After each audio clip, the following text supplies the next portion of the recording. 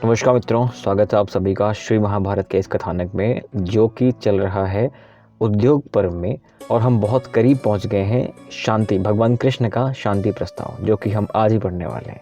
But अभी हम चल रहे हैं उस जगह पर जहां पर अभी संजय ने सारी बातें कह सुनाई। संजय ने पूरी बात कह सुनाई, लेकिन अब आप देख रहे हैं ना, संजय कहने के बाद भी दुर्योधन नहीं मानता है। धृतराष्ट्र ना एक ऐसे पिता बन चुके हैं जिनका बेटा नालायक हो गया है। धृतराष्ट्र की बातें उनका बेटा नहीं मान रहा है। हालांकि ये सारी की सारी महत्वाकांक्षा अपने बाप की ही पाई है उसने। अपने बाप के महत्वाकांक्षाओं का जो बीज था ना, उसका पेड़ है दुर्योधन। तो दुर्योधन को ब्लेम कर देना कहीं भी फेयर नहीं है। देश काल वातावरण परिस्थितियां सब कुछ यहाँ पर एक अलग रोल प्ले कर रही हैं और आप देख रहे हैं कि दुर्योधन नहीं मानता है। संजय ने सारी बातें कह दी, लोगों ने समझा दिया, धृतराष्ट्र ने समझा दिया, द्रोणाचार्य, कृपाचार्य, पितामह, अश्वत्थामा, ये सारी बातें अपनी बातें कह चुके होते हैं। बड़े बुजुर्ग अपनी बातें कह चुके होते हैं, गांधारी अपनी बातें कह चुके होती है, लेकिन उनका बेटा नहीं मानने को तैयार है कि मैं उनको सुई के नोक के बराबर भूमि दे दूंगा। संजय ने कहा कि उन्होंने 5 गांव मांगा है, आधा नहीं दे सकते तो 5 गांव दे दो, फला फला फला फला फला 5 गांव दे दो, तब भी हम युद्ध नहीं करेंगे। लेकिन ये नहीं मानता, इसे फर्क नहीं पड़ रहा। तो यहाँ पर उसके पिता अंतिम बार समझा रहे होते हैं, कहते हैं कि देखो, मैं तुम्हारे हित की बात कर रहा हूँ, मेरी बात ध्यान से सुनो। तुम वाकई इनको परास्त नहीं कर पाओगे, क्योंकि बहुत दूर जाने की बात ही नहीं है। इंद्र से क्या सीखा उसने, उसकी बात ही नहीं है। भगवान शंकर को उसने क्या प्रसन्न कर दिया, बात ही नहीं है। लोकपालों के साथ उसने क्या किया, बात ही नहीं है। 5 साल उसने क्या क्या सीखा, बात ही नहीं है। बात क्या है? बात यह है कि कुछ दिन पहले विराट युद्ध हुआ है, और उस युद्ध में एक झांकी तुमने देखी है, उसको देख के याद करो कि क्या तुम्हें अब भी लगता है कि तुम्हारा मित्र कर्ण, तुम्हारे गुरुदेव, तुम्हारे पितामह उससे टक्कर ले पाएंगे? क्योंकि द्रोणाचार्य और पितामह जो है ना, वो तो युद्ध करना ही नहीं चाहते, मजबूरी में युद्ध करेंगे। और जब कोई काम मजबूरी में होता है तो आप समझ लें उसका रिजल्ट कैसा होने वाला है। उसी सभा में महर्षि व्यास भी आते हैं और वो भी समझाते हैं कि बेटा देखो, बात ऐसी है कि हट मत करो। ये जो सारी सभा तुम्हारे सामने बैठी है ना, कितनी स्त्रियां तुम्हारे इस राज्य महल में हैं, कितनी प्रजाओं में कितनी स्त्रियां हैं, उनको विधवा होने के लिए मजबूर मत करो। कृष्ण भगवान हैं, उनकी इस बात को समझो कि जो वो चाहेंगे वैसा ही होगा, जहाँ वो रहेंगे वैसा ही होगा। इसलिए चुपचाप अपना हट छोड़ करके जाके उनसे संबंध स्थापित करो, उनसे अनुनय विनय करो और अपनी गलतियों के लिए क्षमा मांग लो, अन्याय मत करो। आधा राज्य उनका होता है उनको दे दो, बात खत्म करो। दुर्योधन कहता है कि मैं आपकी सारी बात मानता हूँ कि कृष्ण भगवान है, बहुत पराक्रमी हैं, जो चाहेंगे वो होगा। लेकिन आप इस बात को समझे कि वो अर्जुन के मित्र हैं, और मैं अर्जुन के किसी मित्र के सामने जाके हाथ नहीं जोड़ सकता। तो उसकी हट से सभी लोग परेशान हैं। अब आप इस बात को समझेंगे मित्रों कि जब पूरी की पूरी सभा चाह रही है, कुछ लोगों को छोड़ के, दुशासन, कर्ण, शकुनी, दुर्योधन, यही 4 मीसर हैं, पूरी सभा चाह रही है शांति स्थापित हो जाए, राइट। लेकिन ये 4 नहीं चाह रहे हैं कि नहीं हो। तो अभी इन चारों को ना एक अलग से भय उत्पन्न हो जाता है कि ये लोग हमारा बहिष्कार कर सकते हैं, जो कि हमेशा इतिहास में होता आया है। बड़ी बड़ी सभाओं में ऐसा ही होता आया है कि जब एक व्यक्ति कुछ अलग कर रहा होता है तो सभा उसको पकड़ लेती है। तो ये सारी बातें अभी आप आगे आने वाले टाइम पे देखने वाले हैं। इधर एक बार उसके पिता, दुर्योधन के पिता चाह रहे हैं कि यार बेटा है हमारा, विदुर ने कितनी बार कहा था कि इसको छोड़ दो, इसको त्याग दो, नहीं तो ये विनाश करवा देगा। मैंने नहीं माना, अपना रक्त है, कैसे इसका विनाश कर दूं, कैसे इसको मार दूं, कैसे छोड़ दूं, कैसे त्याग दूं। इसलिए उसकी माँ को बुलाते हैं, गांधारी को बुलाते हैं, और गांधारी से कहते हैं कि देख लो क्या करवाने वाला है, तुम निपुति बन जाओगी, 100 पुत्रों की माता हो। गांधारी मैं 100 पुत्रों का पिता हूँ, लेकिन मुझे लगता है कि अब मैं अकेला होने वाला हूँ, इसलिए समझाओ अपने पुत्र को कि ऐसी बातें वो ना करे। गांधारी बहुत समझाती है कि बेटा देखो, जो सही है वो सही है, जो गलत है वो गलत है, और तुम इस समय अन्याय कर रहे हो, अपने मामा, अपने मित्रों के साथ ये गलत कर रहे हो। कृपया बात को आगे ना बढ़ाओ और चुपचाप जो उनका हक है उनको दे दो, नहीं तो वो सब कुछ होने वाला है जिसकी तुम कल्पना नहीं कर सकते। और हमारी तो बात ही खैर अलग है, हमारी बुजुर्गावस्था है, हम बुढ़ापे में चल रहे हैं। कृपया हमें इतना बड़ा दुख मत दो कि बुढ़ापे में उसको हम झेल ना पाए, क्योंकि जब तू मारा जाएगा, तेरे 100 भाई मारे जाएंगे, ये सभा मारी जाएगी, तो सारा का सारा दुख हमें देखना पड़ेगा। हमारी अंधी आंखें हैं, और इस अवस्था में ये सब देखने के लिए मजबूर ना करो हमें। दुर्योधन फिर नहीं मानता है। एक बुजुर्ग माता जो अपने पति के लिए पूरे जन्म अपनी आंखों में पट्टी बांध लेती है, एक बुजुर्ग पिता जिसे दिखाई ही नहीं देता है, अपने भाई के राज्य को पा करके, अपने हक को खोया हुआ देख करके, वो बार बार जो उसके तिल तिल जल रहा था ना, अपने बेटे के रूप में उसने देखा था। आज उसका बेटा वो कर रहा है जो अब वो नहीं चाह रहा है। इसीलिए पेरेंटिंग बहुत ज़रूरी है, अपब्रिंगिंग बहुत ज़रूरी है। किस तरह से आप बच्चे को फीड कर रहे हो ना, वैसा ही होता है। लोग माहौल की बात करते हैं, परिवेश की बात करते हैं, मोरालिटी की बात करते हैं। आज के टाइम में ये सारी बातें होनी बहुत ज़रूरी हैं। दुनिया एजुकेशन की बात करती है ना, मैं तो हमेशा कहता रहा हूँ कि आप बड़ी से बड़ी डिग्री लेके ना आप ज्ञानी नहीं हो सकते।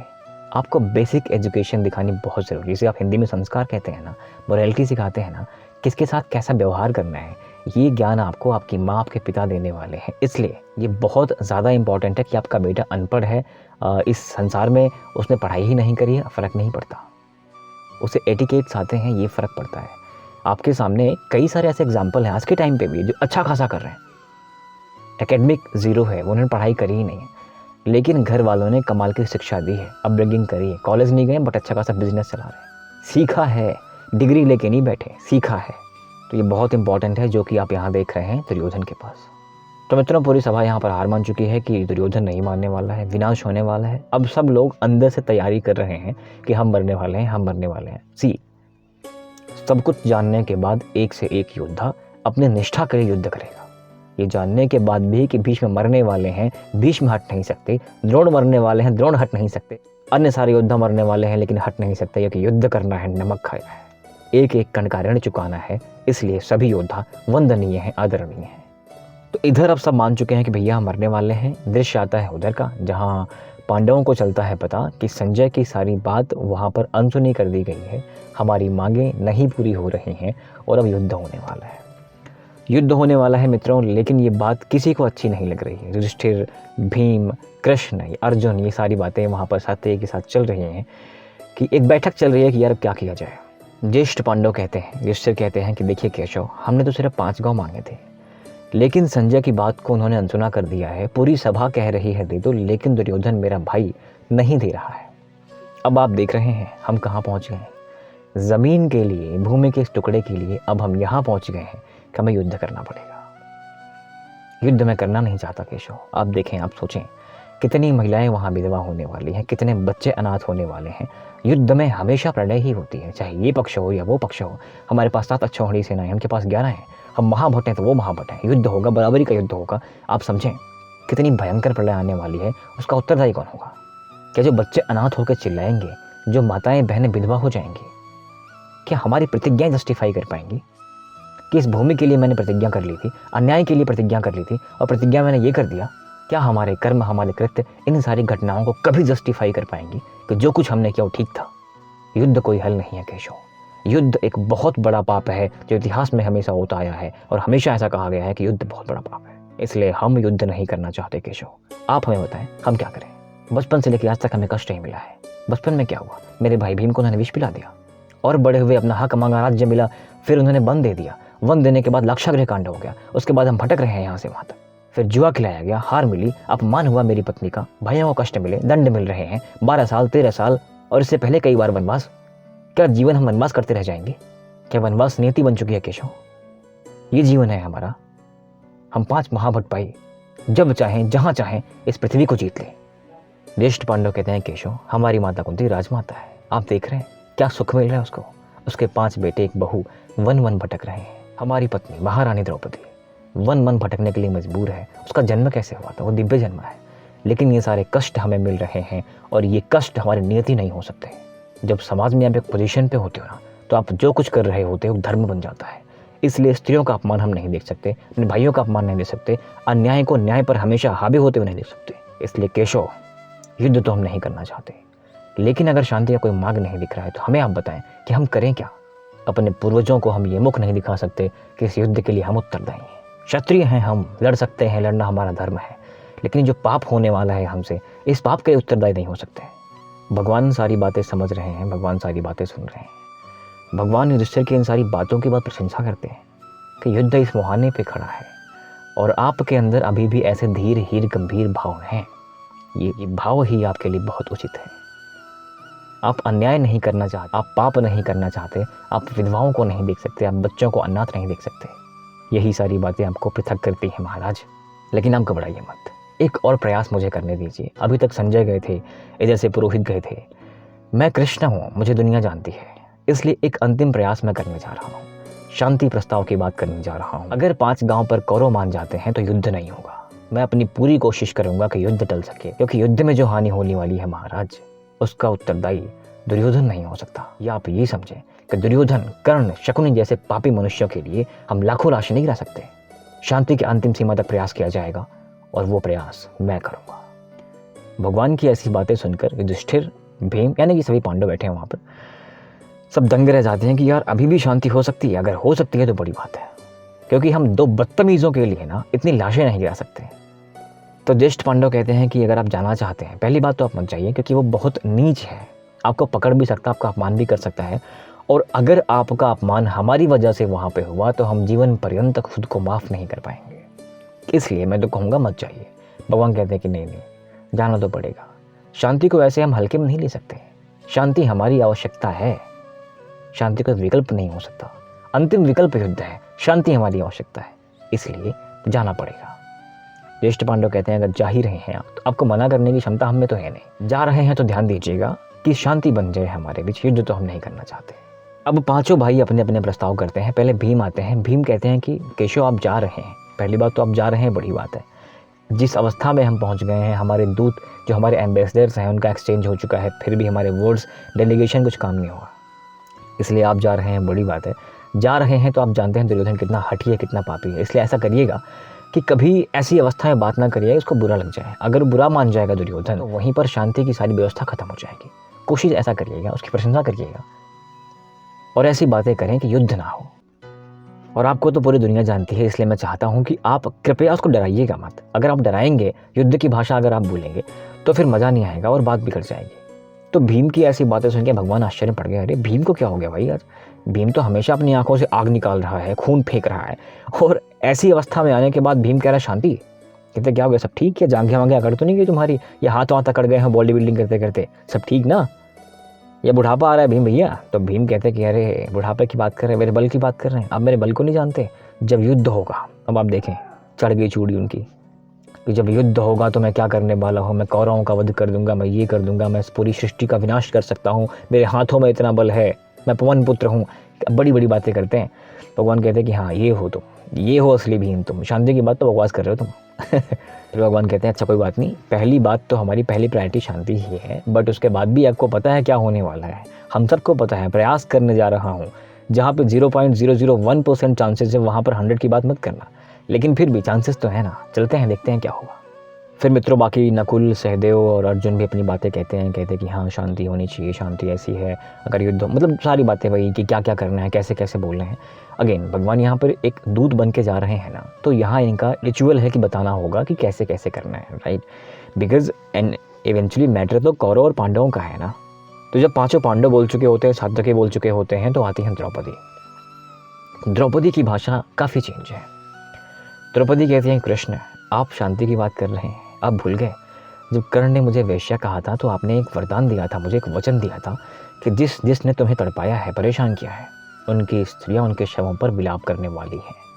और ऐसा कौन सा काम है कृष्ण जो आप चाहें और हो ना सके। न मे पार्थास्ति कर्तव्यम त्रिषु लोकेषु किंचनम नानुवाप्तम अवाप्तव्यम वर्त एव च कर्मणि, कि त्रैलोक्य में ऐसा क्या है जो मैं कर नहीं सकता। तो ऐसा कौन सा काम है कृष्ण जो आप कर नहीं सकते, और आप शांति की बात करने जा रहे हैं तो शांति हो जाएगी। और जब शांति हो जाएगी, जो कष्ट मैंने झेले हैं, आपको पता है ना मैं कौन हूँ, मैं द्रुपद पुत्री हूँ, मैं किसकी बहन हूँ, शिखंडी की बहन हूँ, शतद्रुम्न की बहन हूँ, मैं दिव्य जन्मा हूँ, मैं आग से उत्पन्न हुई हूँ। उसके बाद भी कितने कष्ट मिले हैं मुझे मारा गया, मुझे पीटा गया, मुझे घसीटा गया, ऐसी अवस्था में खींच के लाया गया जब मैं वहाँ लाई जाने लायक नहीं थी, एक अवस्था थी, रजस्वला थी। ऐसी अवस्था में बड़े बुजुर्गों के सामने मेरे बाल पकड़े गए, दुर्योधन ने मुझे जंगा दिखाई थी, कर्ण ने मुझे वैश्या कहा था कृष्ण, और ऐसी बातें होने के बाद आप शांति की बात कर रहे हैं। एक नारी का ऐसा अपमान आप सह सकते हैं कृष्ण? 5 महारथियों की पत्नी, 5 महारथियों की माँ, और महारथी पांडु की पुत्रवधू हूँ मैं, और ये सब कुछ होने के बाद अवस्था आपने देखी है मेरी। जंगल जंगल भटके हैं मैंने, कांटों से खाना बनाया है मैंने, कभी जयद्रथ, कभी कोई राक्षस, कभी कर्ण, कभी शकुनी, कभी दुशासन, इन सब ने मेरे शरीर पर वार लगाया है। और इतना अन्याय होने के बाद, एक स्त्री का ऐसा अपमान होने के बाद आप शांति की बात करने जा रहे हैं। दुशासन का, कर्ण का, दुर्योधन का, शकुनी का, इनका रक्त पृथ्वी पर गिरना चाहिए केशव, और जब तक ऐसा नहीं होगा मैं चैन से मर भी नहीं सकूंगी। भगवान ने कहा कि द्रौपदी, मैंने जो कहा था वो बात सत्य है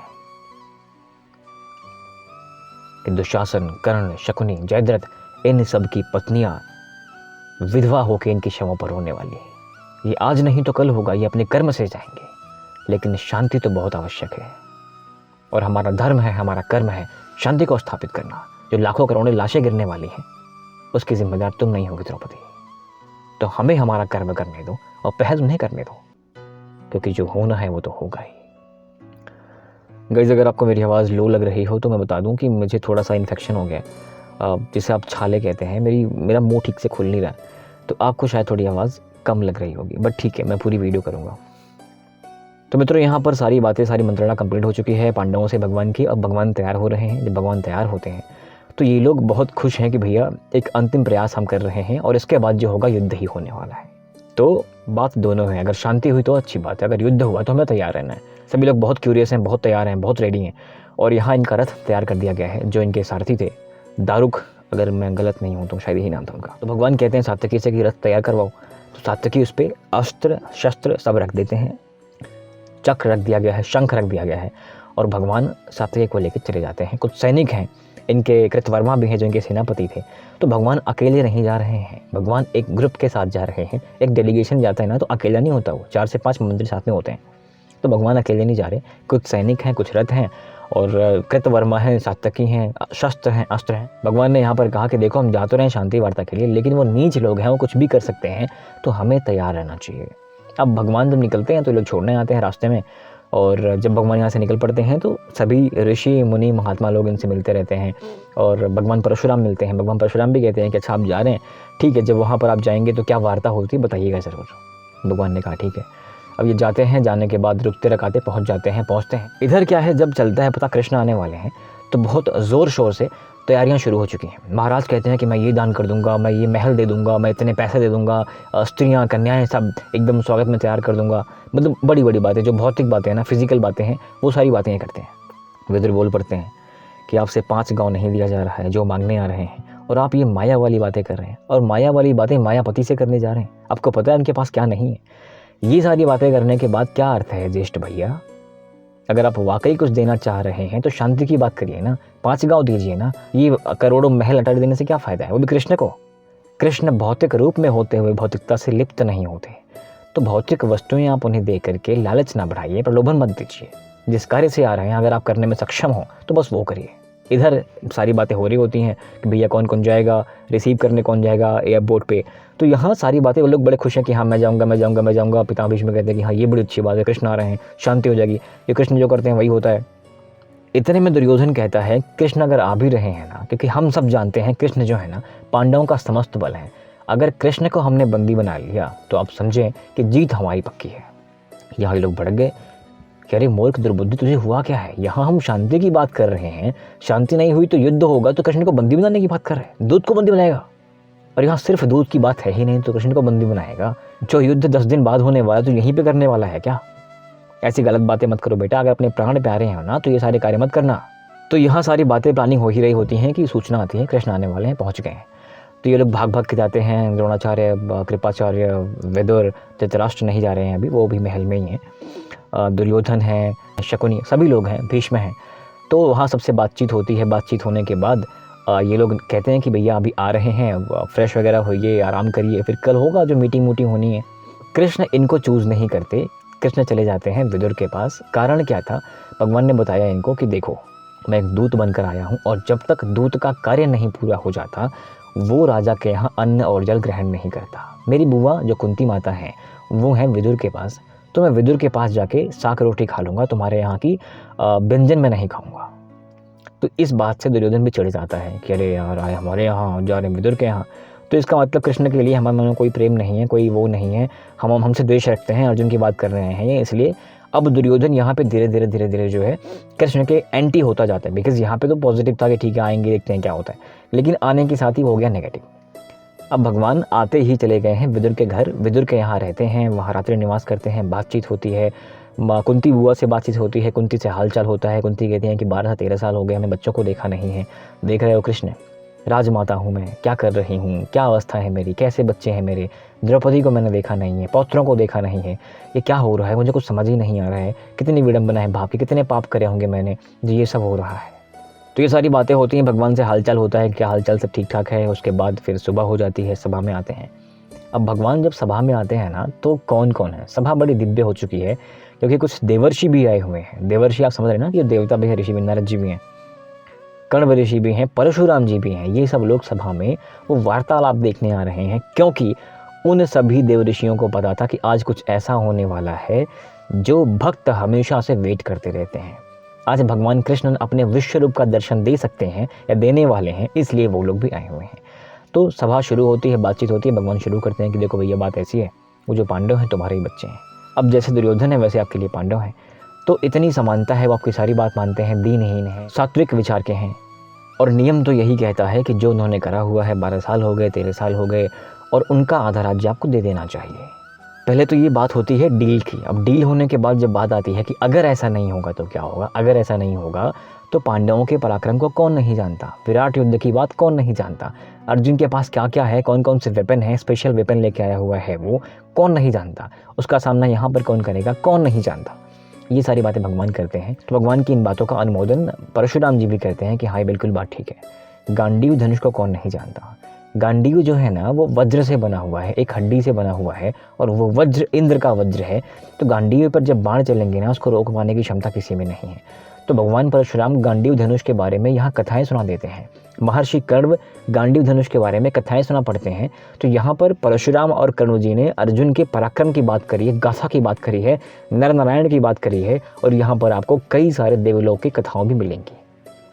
उन सारी कथाओं का कंक्लूजन बस इतना है कि अर्जुन में इतना अपरंपार बल है, इतना पराक्रम है, उसके पास ऐसे वेपन्स हैं, उसके पास ऐसा धनुष है जिसका सामना आप नहीं कर सकते। परशुराम जी ऐसी बात कह रहे हैं, आसपास के सभी लोग सुन रहे हैं, सब हाथ जोड़ रहे हैं, देवर्षि ऐसी बात कर रहे हैं, कण्व जी ऐसी बात कर रहे हैं, कृष्ण ने भी ऐसी बात कर दी। ऐसी बातें करने के बाद दुर्योधन खड़ा होता है, कहता है कि देखो पहली बात तो राज्य बटा था, ये मेरा मन नहीं था, इन्होंने गलत बांट दिया था, और जीता मैंने है। जीता जब मैंने है तो मैं इनको अब सुई के नोक के बराबर भूमि नहीं दे सकता।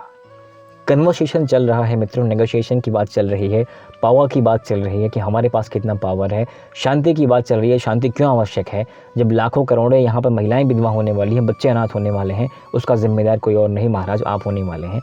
महाराज सारी बात सुनते हैं, महाराज कहते हैं कि मैं मानता हूँ, मैं सारी बात समझता हूँ कि ऐसा होने वाला है और हमारी पराजय है, इसमें कोई दो राय नहीं है, हम जीत तो पाएंगे ही नहीं।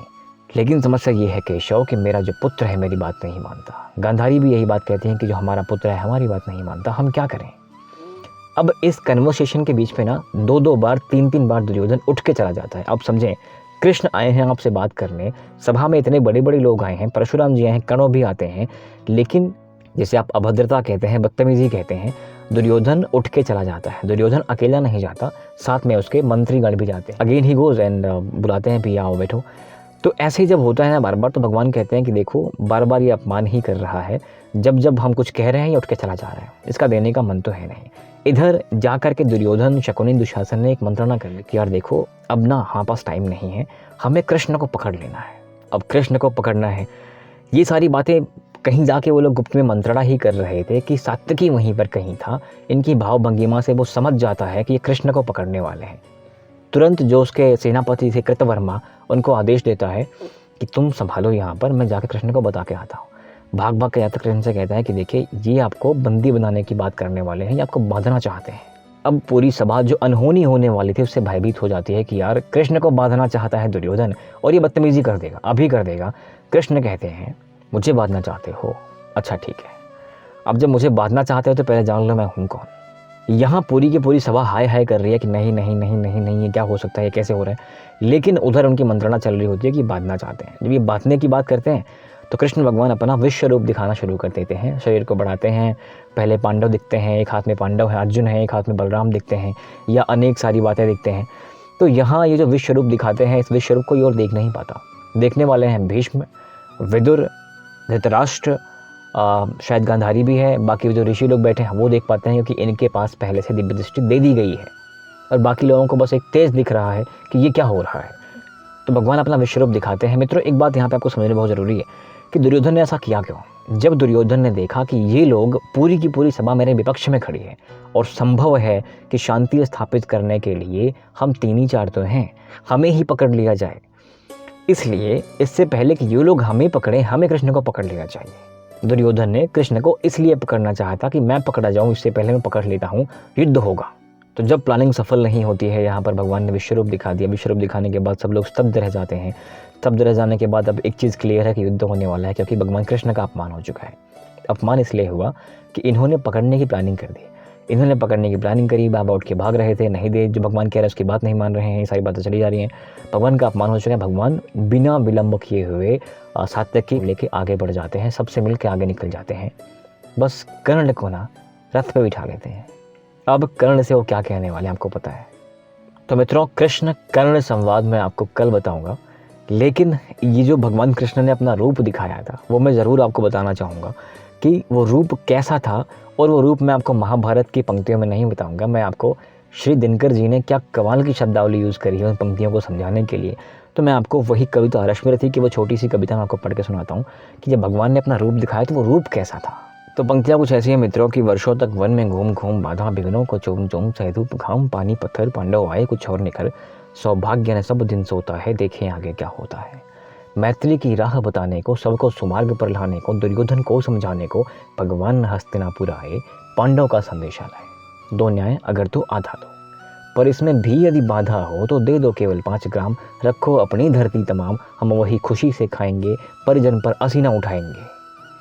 लेकिन दुर्योधन वह भी दे न सका, आशीष समाज की ले न सका, उल्टे हरि को बांधने चला, जो था असाध्य साधने चला। जब नाश मर्ज पर छाता है पहले विवेक मर जाता है। गूज़बम्प्स। हर ने भीषण हुंकार किया, अपना स्वरूप विस्तार किया, डगमग डगमग दिग्गज डोले, भगवान कुपित होकर बोले, जंजीर बढ़ाकर साध मुझे, हाँ हाँ दुर्योधन बांध मुझे। यह देख गगन मुझ में लय है, यह देख पवन मुझ में लय है, मुझ में विलीन झंकार सकल, मुझ में विलीन संसार सकल। अमरत्व फूलता है मुझ में, संहार झूलता है मुझ में। उदयाचल मेरा दीप्त भाल, भूमंडल वक्षस्थल विशाल, भुज परिधि बंद को घेरे है, मैनाक मेरु पग मेरे है। तिपते जो ग्रह नक्षत्र निखर, सब है मेरे मुख के अंदर। दृग हो तो दृश्य कांड देख, मुझ में सारा ब्रह्मांड देख। चर अचर जीव जग शर अक्षर नश्वर, मनुष्य सुर जाति अमर। शतकोटि सूर्य शतकोटि चंद्र, शतकोटि सरित सर सिंधु मंद। शतकोटि विष्णु ब्रह्मा महेश, शतकोटि जिष्णु जलपति धनेश। शतकोटि रुद्र शतकोटि काल, शतकोटि दंडधर लोकपाल। जंजीर बढ़ाकर साधिन है, हाँ हाँ दुर्योधन बाधिन है। भूलोक अतल पाताल देख, गत और अनागत काल देख। यह देख जगत का आदि सृजन, यह देख महाभारत कारण। मृतकों से पटी हुई भू है, पहचान कहाँ इसमें तू है। अंबर में कुंतल जाल देख, पद के नीचे पाताल देख। मुट्ठी में तीनों काल देख, मेरा स्वरूप विकराल देख। सब जन्म मुझी से पाते हैं, फिर लौट मुझी में आते हैं। जिह्वा से कड़ती जाल सगन, सांसों में पाता जन्म पवन। मैं जब ही मुदता हूँ लोचन, छा जाता चारों ओर मरण। पड़ जाती मेरी दृष्टि जिधर, हंसने लगती है सृष्टि उधर। बांधने मुझे तू आया है, जंजीर बड़ी क्या लाया है। यदि मुझे बांधना चाहे मन, तो पहले बांध अनंत गगन। सुने को साध न सकता है, मुझे बात कब सकता है। हित वचन नहीं तूने माना, मैत्री का मूल्य न पहचाना। तो ले अब मैं भी जाता हूँ, अंतिम संकल्प सुनाता हूँ कि याचना नहीं अब रण होगा। जीवन जय या कि मरण होगा। टकराएंगे नक्षत्र निखर, बरसेगी भू पर वही प्रखर। फण शेषनाग का डोलेगा, विकराल काल मुँह खोलेगा। दुर्योधन रण ऐसा होगा फिर कभी नहीं जैसा होगा। भाई पर भाई टूटेंगे, वायु श्रृगाल सुख लूटेंगे। सौभाग्य मनुज के फूटेंगे, विषवाण बूथ से छूटेंगे। और आखिर तू भूसाई होगा, हिंसा का परदाई होगा। तो थी सभा सन्न सब लोग डरे, चुप थे या थे बेहोश पड़े। केवल 2 नर नाग आते थे, धृतराष्ट्र विदुर सुख पाते थे। जोड़ खड़े प्रमुदित निर्भय, दोनों पुकारते थे जय जय। तो कृष्ण की चेतावनी या कृष्ण का शांति प्रस्ताव यहाँ पर समाप्त होता है मित्रों। जो कविता है ये रश्मिरथी की है, श्री दिनकर जी की लिखी हुई है। बाकी प्रकरण आपको महाभारत से मिलेगा। तो आपके सपोर्ट के लिए बहुत बहुत धन्यवाद मित्रों। अगर उच्चारण में कहीं कोई त्रुटि होती है या हो गई हो तो कृपया क्षमा करिएगा। आपके सपोर्ट के लिए बहुत बहुत धन्यवाद। जय हिंद।